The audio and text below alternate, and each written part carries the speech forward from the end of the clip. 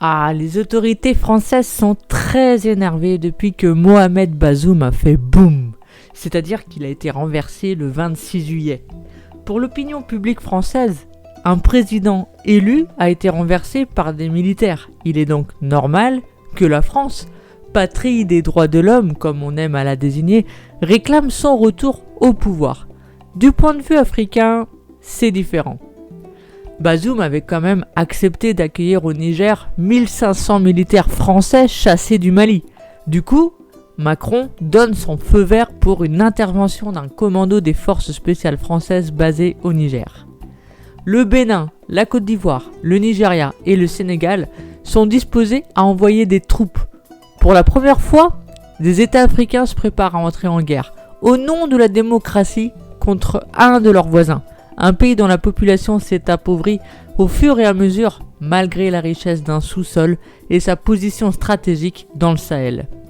Cette guerre n'aura finalement pas lieu car le Mali et le Burkina Faso ont prévenu qu'ils entreraient dans la bataille pour défendre le Niger. La France se résout donc à abandonner son projet de restaurer la démocratie. Depuis les années 60, la France persiste à vouloir installer ou maintenir à la tête de ses États des dirigeants servant avant tout ses intérêts, à commencer par Félix Houphouët-Boigny en Côte d'Ivoire, ou Léopold Sédar Senghor au Sénégal. Et c'est avec ces élites que les gouvernements français ont conclu, en même temps que les indépendances, des accords de coopération qui ont permis d'instaurer le système de domination connu sous le nom de France-Afrique. Les mots élection et élite ont le même radical. L'élection est la procédure par laquelle une élite est mise en place. Suivant cette étymologie, une élection ne peut être démocratique. Le principe de l'élection est oligarchique. La voie du tirage au sort est démocratique. Un électeur lui-même ne possède en aucun cas le pouvoir de faire les lois.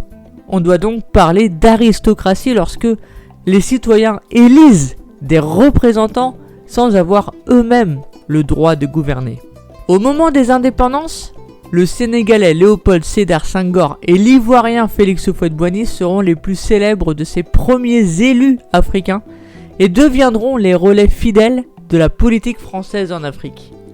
Désormais, les élections permettent à la France de choisir les dirigeants des États indépendants et de leur donner une légitimité.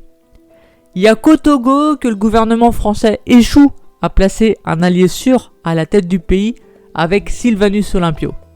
À tous les dirigeants sous son contrôle, la France fait signer des accords de coopération pour conserver son influence politique et un privilège économique impérial.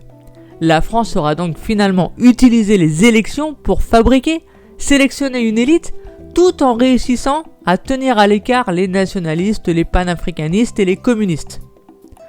Au lendemain des indépendances, la politique de grandeur du général de Gaulle consiste à faire de l'ex-empire colonial un levier de puissance face au monde communiste et à l'hégémonie américaine au sein du bloc capitaliste. La France va longtemps considérer les ressources naturelles africaines comme lui appartenant. C'est le cas de l'uranium, un produit stratégique vital pour sa sécurité nationale, son statut de puissance nucléaire et son économie.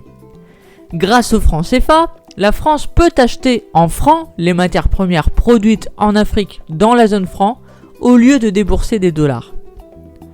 Dès 1960, Cheranta Diop, un savant sénégalais et homme politique panafricaniste, observe avec lucidité que le parti unique est une très bonne formule quand il s'agit de dominer un petit territoire, quand il s'agit de sauvegarder des intérêts presque personnels, de les rendre quasi permanents, que ce soit en Côte d'Ivoire, au Tchad, au Togo ou en République centrafricaine. En Côte d'Ivoire, on a Houphouët-Boigny qui se vante d'avoir un parti unique complètement démocratique. Dans la plupart des ex-colonies françaises au sud du Sahara, le parti unique devient la norme institutionnelle durant les 3 décennies suivant leur indépendance. Les scores électoraux flatteurs de 100% parfois ne reflètent pas du tout un quelconque consentement populaire, mais tout simplement l'absence de compétition. L'existence d'un régime de parti unique ne signifie pas absence d'élection. Mais on peut se poser la question, Pourquoi alors organiser des élections sans choix, que l'on sait gagner d'avance? Pourquoi tout ce cinéma? Des résultats électoraux officiels sans crédibilité, affichant des scores de 100%. Ce qui est sûr, c'est que les hommes placés à leur tête par la France restent loyaux aux intérêts de l'Hexagone. Leur fidélité et leur docilité est récompensée. Ça leur permet de rester au pouvoir longtemps sans connaître trop de menaces internes. Au Gabon, nous avons Léon Mba, puis Albert Bernard Bongo. Au Cameroun, Amadou Ahidjo, puis Paul Biya. Ainsi qu'au Sénégal où Léopold Sédar Senghor passe le relais à Abdou Diouf. En Côte d'Ivoire, Félix Houphouët-Boigny est seul aux commandes pendant plus de 3 décennies. Préserver et soutenir la stabilité politique est particulièrement important pour les officiels français, surtout lorsqu'il s'agit d'un État pétrolier comme le Gabon, qui devient dans les années 70 l'un des principaux pays producteurs d'Afrique. La compagnie française Elf sait bien que l'activité pétrolière requiert une certaine stabilité politique. C'est le président d'Elf qui présente Albert Bernard Bongo au général de Gaulle en lui disant que c'était lui qu'il fallait au pouvoir pour être tranquille. Au cours de la période 60-89, le gouvernement français n'hésite pas à mobiliser son armée pour protéger ses alliés, mais aussi pour écarter ceux qui sont entrés en dissidence, qui ne l'arrangent plus ou qu'elle n'a pas choisi. C'est pourquoi certains pays connaissent plus de coups d'état militaires que d'autres. Si on regarde de près, on se rend compte que la main de Paris n'est jamais loin. Dans certains cas, la France fomente elle-même des putschs grâce à la coopération militaire. Dans d'autres, elle laisse faire parce que ça lui profite.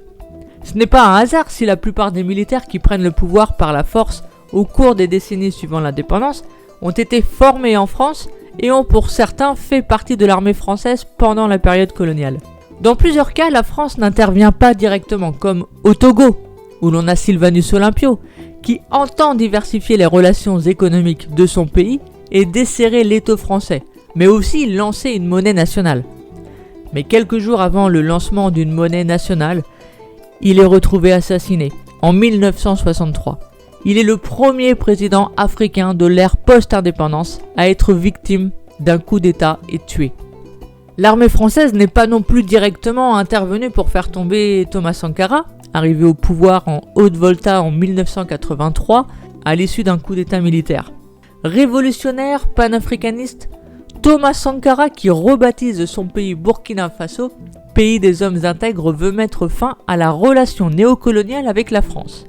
Il milite notamment pour l'unité africaine, souhaite ne plus payer la dette extérieure, etc. Pour Thomas Sankara, on ne peut concevoir la démocratie sans que le pouvoir, sous toutes ses formes, soit remis entre les mains du peuple. Le pouvoir économique, militaire, politique, le pouvoir social et culturel. Il lance de nombreuses réformes visant à l'autosuffisance alimentaire, la lutte contre la corruption, l'émancipation des femmes, le respect de l'environnement, etc.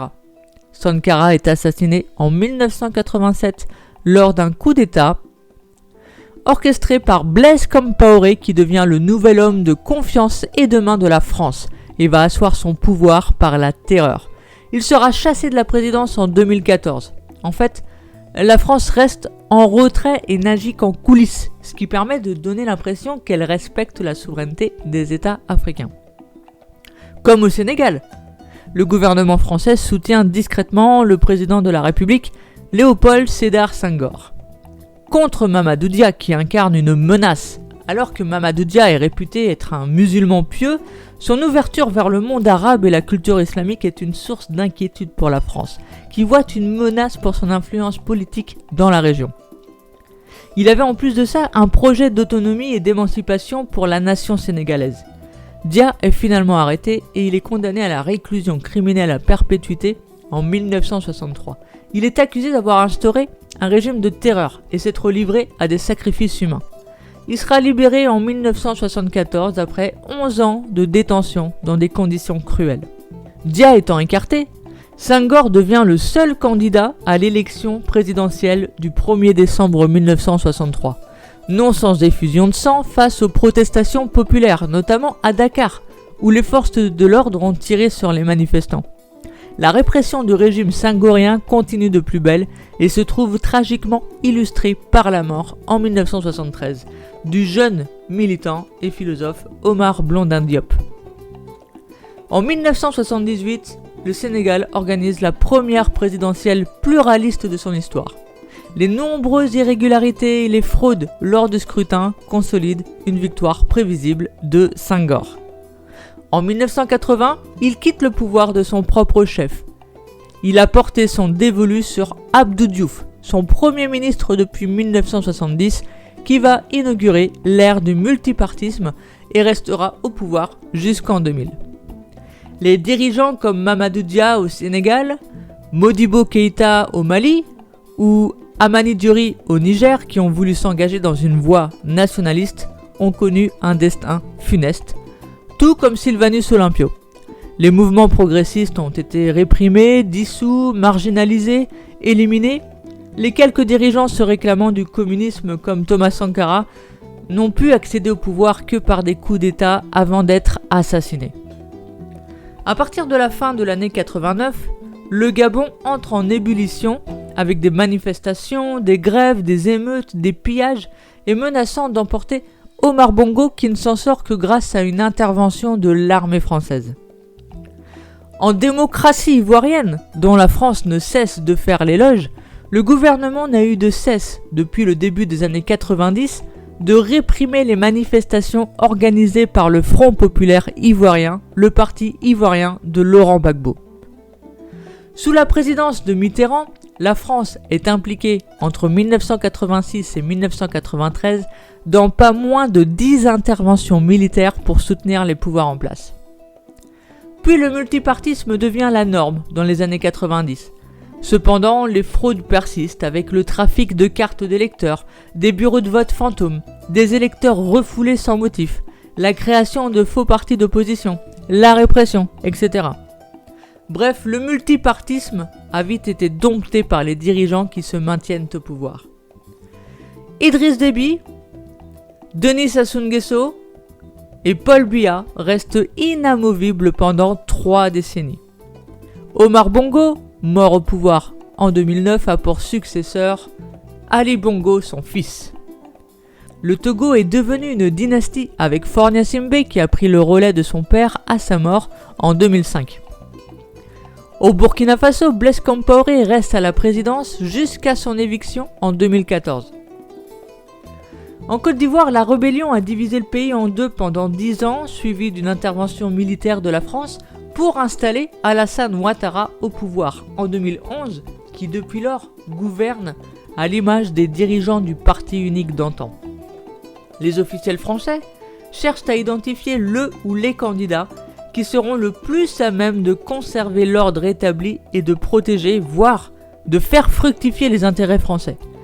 Dans ce registre, Alassane Ouattara est le candidat parfait et correspond parfaitement aux attentes des responsables français et occidentaux. Une carrière effectuée au sein du FMI, où il a été proche du directeur général, puis au sein de la BCEAO, clé de voûte du système du franc CFA. Lorsqu'il était ministre d'Houphouët-Boigny entre 1990 et 1993, il s'est montré intraitable en réprimant les mouvements sociaux, les manifestations contre le programme d'ajustement structurel, qui s'est traduit par des privatisations au profit d'entreprises françaises. L'épouse française d'Alassane Ouattara est bien introduite dans le monde des affaires france-africain, et le couple, qui possède un appartement dans le 16e arrondissement de Paris et une maison sur la Côte d'Azur, entretient d'excellentes relations avec Nicolas Sarkozy, qu'il appelle parfois en public « mon Alassane ». Avec lui, aucun risque que la Côte d'Ivoire, poids lourd de la zone franc, remette en question l'existence du franc CFA ou la base militaire permanente que la France conserve près de l'aéroport d'Abidjan depuis la période coloniale. Au contraire, il symbolise la promesse de voir les contrats se multiplier pour les entreprises françaises. La constitution ivoirienne n'autorise que 2 mandats présidentiels consécutifs. Mais Ouattara laisse peu à peu penser qu'il compte rester au pouvoir, ce qui risque bien de déstabiliser le pays. On a Amadou Coulibaly, Premier ministre et surtout candidat désigné par Alassane Ouattara pour représenter son parti à la présidentielle, connu pour avoir une santé fragile car il venait de subir une lourde opération cardiaque, qui décède à l'âge de 61 ans. Alassane Ouattara prend cet imprévu comme prétexte pour briguer un troisième mandat, parlant de sacrifice dans l'intérêt supérieur de la nation. Une fois le bon candidat identifié, la France l'appuie, au besoin de manière concrète en lui prodiguant des conseils ou en le soutenant ouvertement. En 2020, les officiers français défendent jusqu'au bout la candidature d'Alassane Ouattara, malgré un troisième mandat anticonstitutionnel. Idriss Déby avait affirmé même que Paris l'avait poussé en 2005 à modifier la constitution au Niger afin qu'il puisse se représenter, alors que lui-même n'avait pas envisagé d'aller au-delà des 2 mandats initialement autorisés. L'avocat Robert Bourgi, jouant le rôle de messager occulte entre l'Élysée et certains palais présidentiels africains, soutenant Ali Bongo, s'affiche aux côtés de Macky Sall, dénigrant l'opposant Ousmane Sonko.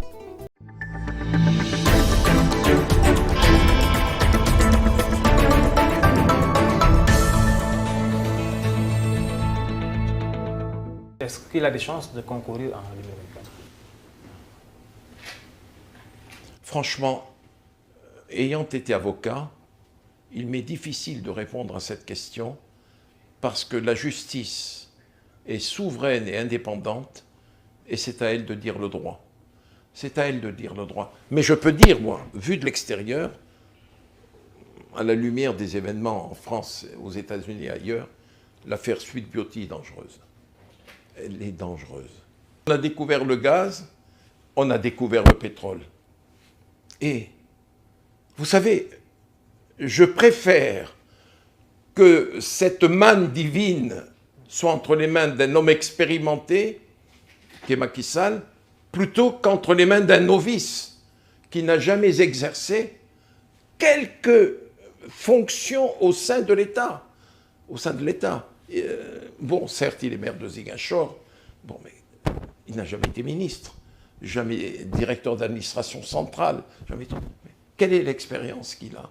Alors on me dira, Macron aussi ne l'a pas été. Non, Macron a été secrétaire général de l'Élysée, il a été ministre de l'économie, ministre des finances, il avait une expérience, il a été formé.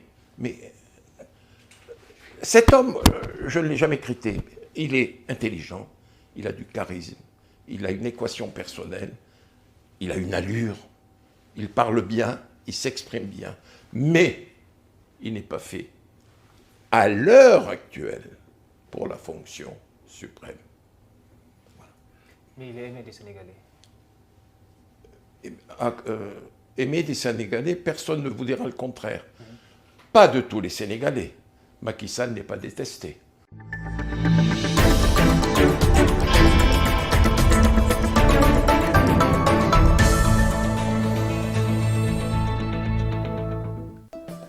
En 2010, Havas, propriété du groupe Bolloré, fournit des conseils à Faure Gnassingbé au Togo et à Alpha Condé en Guinée pendant leurs campagnes électorales respectives. Vincent Bolloré est d'ailleurs proche du président Sarkozy. Une fois l'élection remportée, Faure Gnassingbé et Alpha Condé accordent chacun une concession portuaire stratégique au groupe Bolloré. Les médias français aussi jouent un rôle dans la promotion des candidats préférés de Paris. RFI, France 24 et TV5 ont une mission d'influence et de soutien à la politique étrangère de la France. En 2010 et 2011, ils sont nombreux à dresser des portraits flatteurs d'Alassane Ouattara, omettant la plupart du temps de mentionner son régime brutal du début des années 90 et ses liens troubles avec la rébellion armée qui a attaqué la Côte d'Ivoire en 2002. A l'inverse, les médias qualifient Laurent Gbagbo, son adversaire, de roublard, de Machiavel de la lagune d'Abidjan. Après le vote, les autorités françaises agissent de manière à conférer une certaine légitimité au scrutin et à leurs résultats. Au lendemain de l'élection camerounaise de 2004, Jacques Chirac félicite pour sa réélection Paul Biya, fidèle allié de Paris, alors que les résultats du scrutin, critiqués par l'opposition, n'est pas encore officiellement publiés. Le fait que Nicolas Sarkozy assiste à l'investiture d'Alassane Ouattara en mai 2011 n'a rien d'anodin, d'autant qu'il est le seul chef d'État occidental à être présent. Tout comme le déplacement du ministre de la Défense, Jean-Yves Le Drian, en 2016 pour marquer le début du 5e mandat d'Idriss Déby. Après la réélection en novembre 2020 d'Alassane Ouattara, Macron aurait tenté de faire recruter le banquier franco-ivoirien Tidjane Thiam dans le nouveau gouvernement afin de le placer sur orbite pour une future présidentielle. Neveu de Félix Houphouët-Boigny et formé en France, ancien directeur du Crédit Suisse, Tidjane Thiam, c'est le nouveau profil parfait en Côte d'Ivoire. Mais qu'on ne s'y trompe pas, les hommes portés à la tête des États africains par Paris ne sont pas pour autant des amis de la France. Leurs relations sont toujours celles de dominé à dominant.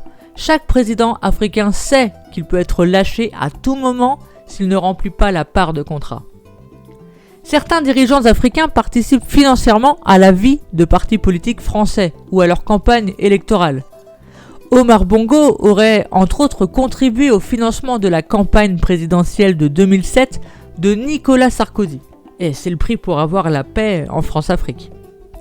La France est capable de s'impliquer militairement pour imposer son candidat. L'élection présidentielle de 2010 en Côte d'Ivoire est un cas d'école. Revenons 10 ans en arrière. En octobre 2000, Laurent Gbagbo est élu. Mais Robert Gueye s'est autoproclamé président, ce qui a conduit à des manifestations. Une fois Laurent Gbagbo reconnu vainqueur, des militants d'Alassane Ouattara, dont la candidature a été rejetée par la Cour suprême au motif qu'il n'était pas ivoirien mais burkinabé, affrontent armes à la main les forces de sécurité et les partisans de Laurent Gbagbo. L'élection de Laurent Gbagbo n'était pas prévue et souhaitée par le président Jacques Chirac, qui était persuadé que la victoire reviendrait à Robert Gueye, formé en France à l'école de Saint-Cyr. Laurent Gbagbo a un programme inquiétant pour la France, car il veut réviser les accords avec la France et diversifier les partenaires du pays et supprimer les bases militaires françaises. Laurent Gbagbo est donc la cible de plusieurs tentatives de coup d'État depuis 2001 par des partisans de Alassane Ouattara avec le soutien de Blaise Compaoré du Burkina Faso, et le pays est divisé en deux. Le nord est occupé par les rebelles. Dans ce contexte, la France lance l'opération Licorne. L'ONU envoie des casques bleus. Laurent Gbagbo déclare alors qu'il n'est pas président de la République pour travailler sous la dictée de quelqu'un. Il n'est ni gouverneur, ni sous-préfet, ni préfet, il est un chef de l'État élu par son peuple.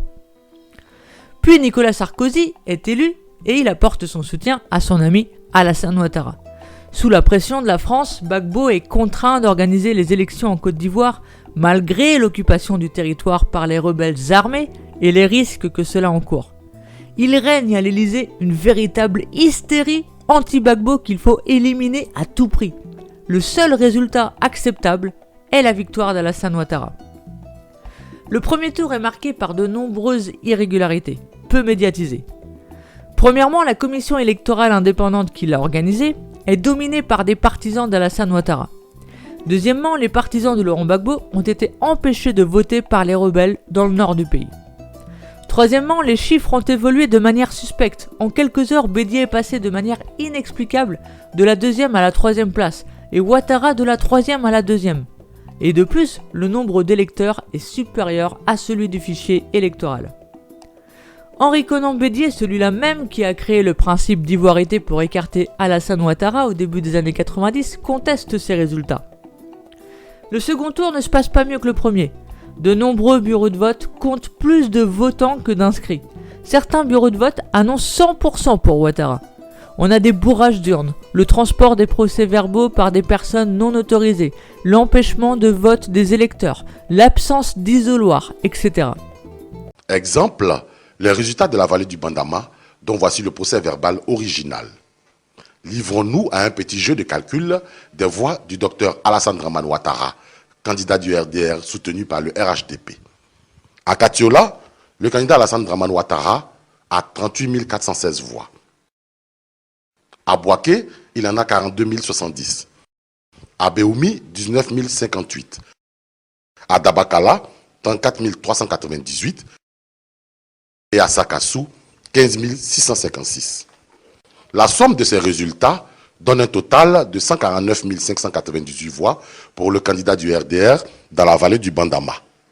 Mais le chiffre transmis à la commission électorale indépendante centrale logée à Abidjan par la commission électorale régionale de Bouaké donne 244 471 voix au candidat, le docteur Alassane Dramane Ouattara, en lieu et place des 149 598 voix qui sont le vrai total, soit un surplus de 94 873 voix.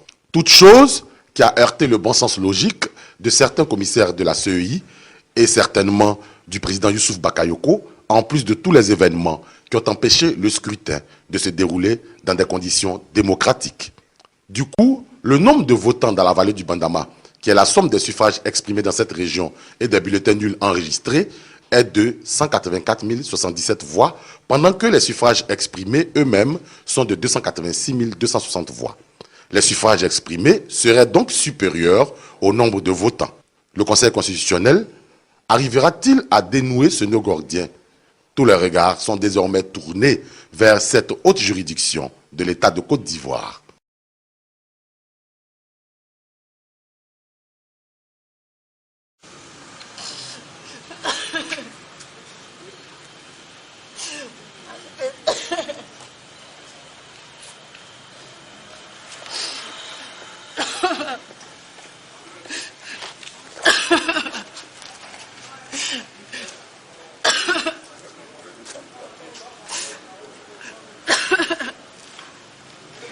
Comment ça s'est passé? Il est rentré dans le bureau, j'étais parti pour voter. Et quand il est rentré, il a cassé le bic. Je te suis, et puis tu casses le bic. Il me dit, il ne faut pas m'énerver, je suis sur les nerfs. Tous ceux qui vont pas y sortir, tu dois sortir pour le trouver. Moi, je croyais qu'il plaisantait. Je sors, il dit feu. Et les gars commencent à me battre, déchirer tout, même mon sac, tout. Ils ont tout pris. Toi, expliquez comment ça s'est passé. C'est là qu'ils t'ont déshabillé. Ils m'ont déshabillé, ils ont enlevé même mon sac, l'argent des gens, ils m'ont tout pris. Ils m'ont frappé, ils m'ont traîné, il faut qu'on me tue. Pourquoi j'ai dit que pourquoi le monsieur a cassé le bic? Même s'il fait un bic, il va casser. C'est tout, on ne s'est même pas insulté. Il dit si tu sors, il ne faut pas sortir, si tu sors, on va te frapper ici. Tous ceux qui bronchent ici, ils vont les frapper. Sarkozy met la pression à Youssouf Bakayoko, le président de la commission électorale indépendante, pour qu'il fasse une proclamation. On fait alors venir Youssouf Bakayoko au Golf Hotel, le siège de la campagne d'Alassane Ouattara, pour proclamer les résultats provisoires. Donc, il annonce les résultats provisoires en présence d'Alassane Ouattara, du chef des rebelles Guillaume Soro et des ambassadeurs de France et des États-Unis. Sa proclamation est retransmise en direct par RFI, France 2 et France 24. Aucun journaliste ivoirien n'est présent. Et c'est dans ces conditions qu'Alassane Ouattara est proclamé vainqueur. Ces résultats n'ont pas été consolidés par la commission centrale de la CEI. C'était un hold-up électoral. Le lendemain, le Conseil constitutionnel proclame les résultats définitifs et déclare Laurent Gbagbo vainqueur. Donc d'un côté, on a Alassane Ouattara proclamé vainqueur par la communauté internationale, et d'autre part, on a Laurent Gbagbo proclamé vainqueur par le Conseil constitutionnel ivoirien et reconnu par la Cour suprême et la plupart des institutions ivoiriennes, dont l'armée. La proclamation illégale des résultats provisoires par Youssouf Bakayoko permet à la France d'affirmer qu'Alassane Ouattara est sans conteste le vainqueur et refuse la proposition de Laurent Gbagbo de recompter les voix, ce qui aurait été, dans un monde normal, plus juste. Dans les semaines qui suivent, l'Union européenne met en œuvre une série de sanctions économiques, dont le boycott des ports ivoiriens. Des produits essentiels, dont des médicaments, ne peuvent plus arriver dans le pays. Tout en aidant Alassane Ouattara à renforcer sa communication en lui créant une chaîne de télévision, Paris organise l'asphyxie financière de la Côte d'Ivoire grâce à l'arme monétaire, son contrôle du système du franc CFA, qui lui permet de bloquer en partie le système financier ivoirien. Finalement, puisqu'aucune des sanctions n'aboutit au départ de Laurent Gbagbo, les hélicoptères de l'ONU et l'armée française bombardent Abidjan et tout particulièrement la résidence présidentielle où se trouve Laurent Gbagbo. Finalement, les médias occidentaux annoncent que Gbagbo a été arrêté le 11 avril avant d'être incarcéré à La Haye pour 8 années dans la prison de la CPI. Jugé pour crime contre l'humanité, il sera acquitté en 2016 et recevra un accueil triomphal lorsqu'il retournera en Côte d'Ivoire. Les crimes de Ouattara qui ont fait des milliers de morts ne seront jamais jugés. Après coup, Nicolas Sarkozy justifiera l'intervention française en invoquant le fameux soutien à la démocratie. Passons maintenant au cas sénégalais et revenons à l'élection 2019. Macky Sall est alors président depuis 7 ans. Il est en très bon terme avec Macron et le monde des affaires français qui s'est vu attribuer de très gros contrats depuis son arrivée au pouvoir. Sa stratégie électorale est d'écarter Karim Wade, fils du président Wade, et Khalifa Sall, ténor du Parti socialiste et à l'époque maire de Dakar. C'est ainsi que chacun d'eux a été condamné, l'un pour enrichissement illicite, l'autre pour escroquerie portant sur des fonds publics et faux en écriture, dans le simple but d'entraîner la privation de leurs droits civiques et leur radiation de liste électorale. Or, au Sénégal, nul ne peut être éligible s'il ne dispose d'une carte d'électeur. De plus, il fait voter une loi sur le parrainage citoyen qui stipule que chaque candidat doit obtenir un certain nombre de signatures dans le but d'éliminer ses adversaires de la course présidentielle. Et c'est dans ce contexte que les résultats officiels donnent donc Macky Sall vainqueur dès le premier tour. Après l'annonce de sa réélection, Barthélémy Dias, le bras droit de Khalifa Sall, a dénoncé des irrégularités que lui et ses collaborateurs auraient décelées lors d'un examen rapide du fichier électoral et du fichier d'état civil. En fait, on a par exemple des centaines de milliers d'électeurs nés hors de Dakar, mais qui auraient été inscrits à Dakar sur la base d'un faux état civil. On a des cartes d'identité portant un numéro d'état civil antérieur à la création du dit centre. Selon Barthélémy Dias, plus d'1 million d'électeurs auraient été enregistrés par les services de l'État sur la base de faux documents d'état civil. Dans certains départements, on a un écart énorme entre le nombre de nouveaux électeurs et celui de nouveaux habitants. Les manipulations du fichier électoral au Sénégal ne sont pas une nouveauté. C'est même une pratique d'origine coloniale. Beaucoup de personnes ont souvent été privées du droit de vote, faute d'être inscrits sur les listes électorales ou dissuadés de se rendre aux urnes. L'eugénisme électoral a permis de contrôler le verdict des urnes. Le fichier électoral révèle également un faible enrôlement électoral des jeunes. Et ce n'est pas le fruit du hasard. C'est organisé par les pouvoirs en place qui n'ont pas toujours intérêt à les voir voter en masse en raison de leur positionnement politique.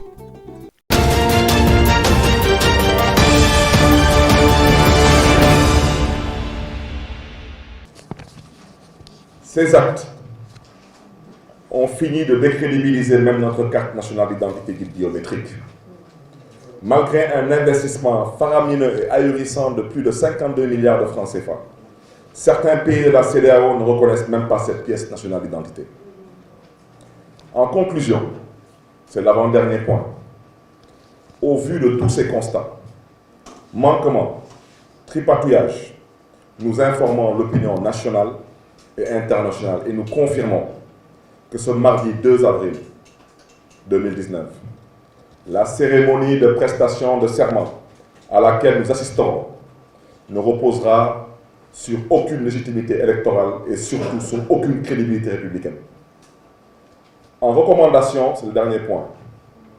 À ce titre, nous proposons et recommandons, à travers une démarche inclusive, participative, consensuelle et républicaine, la création d'une CENI à la place de la Sénat, la nomination d'une personnalité neutre, crédible et sérieuse à la tête du ministère de l'Intérieur, l'implication dans tout le processus, en amont, pendant et en aval, de la société civile, de représentants de familles religieuses et de l'Union des magistrats du Sénégal. La réforme totale et la mise en ligne permanente du fichier électoral. C'est une exigence. Et finalement, la révision de la loi en vigueur sur le parrainage avant la tenue des élections locales. En tant qu'officier d'état civil de la commune de Mermoz-Sacré-Cœur, je ne suis pas dans la divulgation d'informations personnelles, je suis dans la dénonciation d'une association de malfaiteurs. Je rappelle que mon officier d'état civil à qui j'ai délégué les pouvoirs, s'il commet un seul acte de faux, il encourt entre 2 ans et 6 ans de prison. Je voudrais dire que tout ce que je viens de dire aujourd'hui sera mis sous pli, sera envoyé à l'Union des magistrats du Sénégal, sera envoyé au Forum civil, sera envoyé à la RADDHO, sera envoyé à Amnesty International, sera envoyé à toutes les structures qui ont en charge la défense des droits de l'homme. En tant qu'officier d'état civil de la commune de Mermoz-Sacré-Cœur, je porterai plainte contre le ministre de l'Intérieur. Je porterai plainte contre le directeur de la DAF. Je porterai plainte contre le directeur général des élections. Ce qui s'est passé ne s'est jamais passé depuis que le Sénégal est indépendant. Nous avons assisté à des transferts d'électeurs, ce n'est pas méchant. Nous avons assisté à des bourrages des urnes, ce n'est pas méchant. Mais quand on s'amuse à toucher à l'état civil, ça devient du grand banditisme d'État. Et ça, ce n'est pas acceptable. Que ceux qui vont aller prêter serment mardi le 2 avril, qu'ils sachent qu'ils doivent le faire en toute honte, parce qu'il n'y a pas de quoi être fier d'être un voleur notoire. Ça, c'est du vol. C'est du vol, c'est de la triche. Quand un enfant triche au bac, on lui demande de ne plus pouvoir passer l'examen pendant 4 ou 5 années. Quand un voleur vole, il est mis en prison. Alors, nous avons à la tête de ce pays des voleurs et des tricheurs qui veulent nous faire croire qu'ils ont gagné l'élection présidentielle au premier tour. Je terminerai par inviter l'opposition sénégalaise à avoir une attitude de lutte, à avoir une attitude d'unité, et à avoir une attitude de conquête du pouvoir et par tous les moyens légaux et républicains. Ce que je viens de vous dire, si cela n'est pas changé, si on ne travaille pas à remédier cette situation, personne ne gagnera d'élection dans ce pays, c'est fini. Personne. Ces personnes qui ont voté pour Macky Sall n'existent pas physiquement. Ces personnes sont virtuelles. Ce sont des personnes à qui on a créé des cartes d'électeurs avec une photo. On leur a donné dans leur chambre à coucher et on leur a demandé d'aller voter. Et on les a mis dans un fichier qu'on refusait de donner à Idriss Seck, qu'on refusait de donner à Ousmane Sonko, qu'on refusait de donner à Issa Sall, qu'on refusait de donner à Madické Niang. Il n'y a personne qui peut faire un travail d'audit du fichier en 15 jours. Ce travail a été fait depuis la proclamation des résultats à nos jours. On travaille tous les jours jusqu'à 5 h du matin. Et aujourd'hui, je défie quiconque dans ce pays de remettre ce que je viens de dire en cause. Je le dis, je le répète, ceux qui sont autoproclamés vainqueurs au premier tour sont des voleurs et des tricheurs. Je vous remercie de votre attention.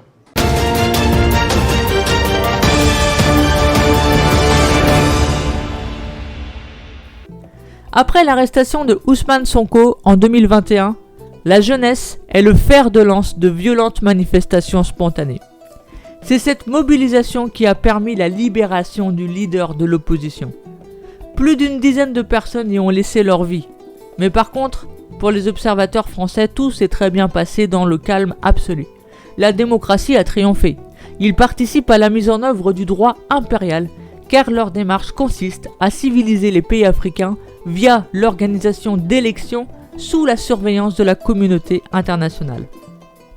Aujourd'hui en Afrique, les citoyens revendiquent plus de liberté, un autre modèle économique et surtout la fin du néocolonialisme français. La jeunesse africaine ne veut plus de ce régime oligarchique que les Occidentaux et les élites africaines qualifient abusivement de démocratie, à tel point que certains coups militaires sont pour eux des moments de libération. Alors qu'au Sénégal, la justice écarte Ousmane Sonko de la course présidentielle de 2024 à laquelle il s'est déclaré candidat. Il est d'abord poursuivi en 2021 pour viol et menace de mort après une plainte déposée contre lui. En juin 2023, il est acquitté de ces accusations mais condamné par contumace à 2 ans de prison ferme pour corruption de la jeunesse, un motif pourtant absent de la liste des délits pour lesquels il était poursuivi. Après, Ousmane Sonko est inculpé de 7 chefs d'accusation, dont appel à l'insurrection, atteinte à la sûreté de l'État, association de malfaiteurs en lien avec une entreprise terroriste et complot contre l'autorité de l'État. il est placé en détention provisoire. Le gouvernement dissout dans la foulée son parti, le PASTEF, l'accusant d'avoir fréquemment appelé ses partisans à des mouvements insurrectionnels, puis radie l'opposant des listes électorales.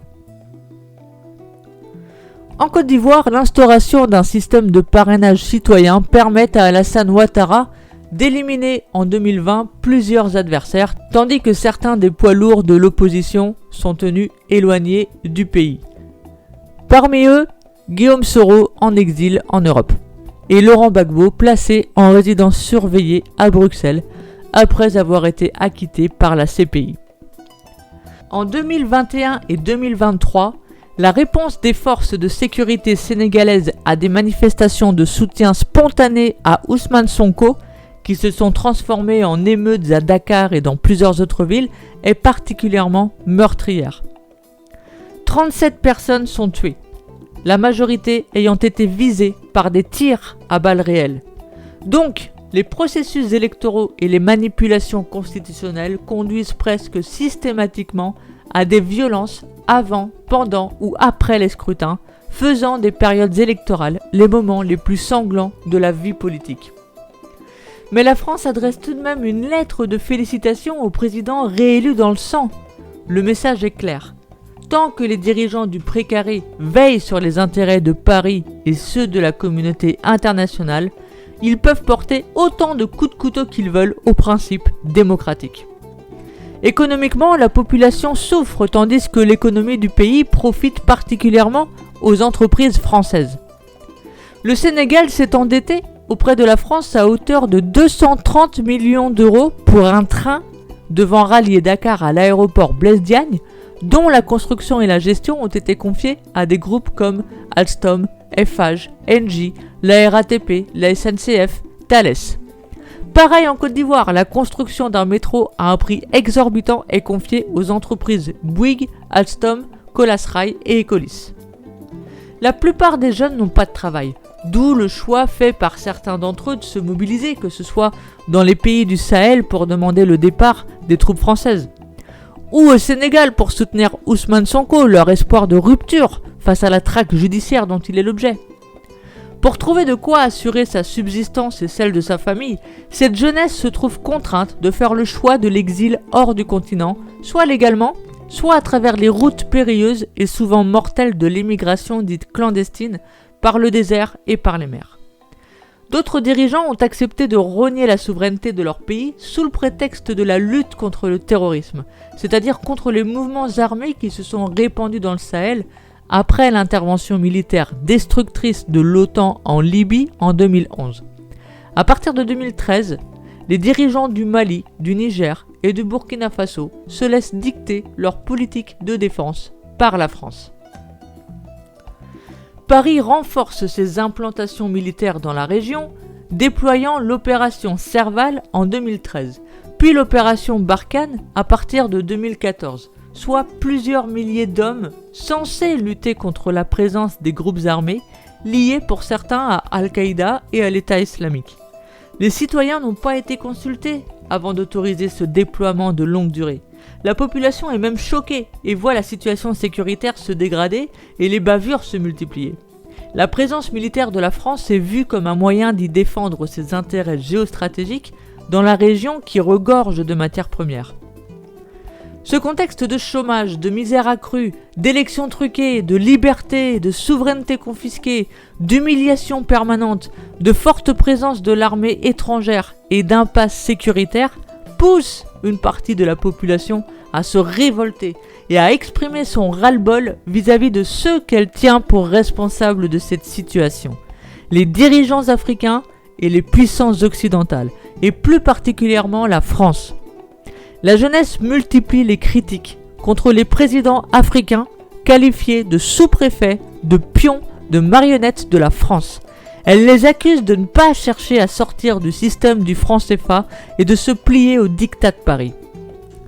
Lors de mouvements de contestation au Niger en 2020, 3 jeunes périssent sous des balles vraisemblablement françaises. Les responsables français tentent de discréditer la critique en la qualifiant de sentiment anti-français et accusent la Russie de mener une propagande anti-française auprès des populations. Mais Paris est subitement dépassé par les événements. Assimi Goïta prend le pouvoir au Mali par un coup d'état militaire et devient chef de l'État en 2021. Au Burkina Faso, Ibrahim Traoré renverse Roch Marc Christian Kaboré.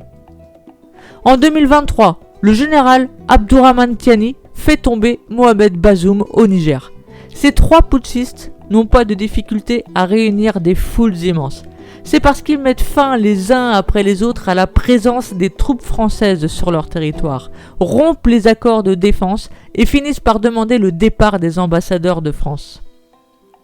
La France insiste alors sur la nécessité de sauver la démocratie, de rétablir l'ordre constitutionnel, prête à lancer une intervention militaire pour rétablir dans ses fonctions Mohamed Bazoum qu'elle présente comme le président démocratiquement élu.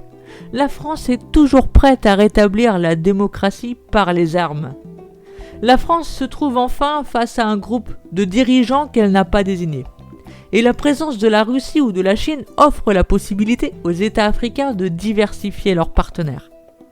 Sous l'impulsion de la France, la CEDEAO organise en janvier 2022 un blocus économique contre le Mali et met en œuvre des sanctions financières comme ils avaient fait pour la Côte d'Ivoire en 2010. Puis le Niger est puni de la même manière. Pour sauver la démocratie, la France suspend les pseudo-aides au développement. Toutes ces décisions prises au nom de la démocratie ont pour conséquence d'augmenter le coût de la vie, d'affamer les populations et de les priver d'accès à des médicaments et des soins. Certains alliés locaux de la France, comme Macky Sall, soutiennent et appliquent ces sanctions, alors qu'elles ont des effets catastrophiques sur l'économie de leur propre pays. Alors pourquoi autant de coups d'État en Afrique ? En raison de la mainmise de Paris, les ex-colonies françaises sont la plupart du temps dirigées par des présidents opposés au progrès en faveur de leur peuple et de leur nation. Dans une situation où les élections sont des mascarades et où les possibilités de révolution populaire semblent minces, les militaires apparaissent comme les seuls ayant la capacité de changer la donne. Le Burkina Faso, le Niger et le Mali ont créé l'Alliance des États du Sahel et annoncent vouloir faire de l'AES une union économique, monétaire et politique. Clairement, aujourd'hui, la jeunesse africaine ne veut plus de cette démocratie synonyme d'inégalité sociale, de misère, de répression politique, de domination impérialiste et d'humiliation par les grandes puissances. Elle ne veut plus de démocratie sans choix ou d'alternance sans alternative, de cette démocratie libérale, de ce système représentatif, de cette imposture démocratique. Les régimes démocratiques échouent à répondre aux préoccupations des populations. Les peuples africains ne peuvent plus s'offrir le luxe de se laisser bercer par les promesses illusoires de la démocratie libérale. Heureusement aujourd'hui, on espère que le Sénégal, après avoir majoritairement soutenu Ousmane Sonko, ou poussé par la population, Macky Sall n'a pas eu d'autre choix que de finalement organiser les élections contre son gré, va enfin se diriger vers plus de souveraineté. Et que ce nouveau gouvernement sénégalais, avec comme président Bassirou Diomaye Faye, bras droit de Ousmane Sonko, espoir de la jeunesse, fera ce qu'il faut pour changer de paradigme, à savoir supprimer le franc CFA, chasser les bases militaires françaises et se rapprocher des pays de l'AES qui, eux, ont déjà prouvé leur panafricanisme avec radicalité.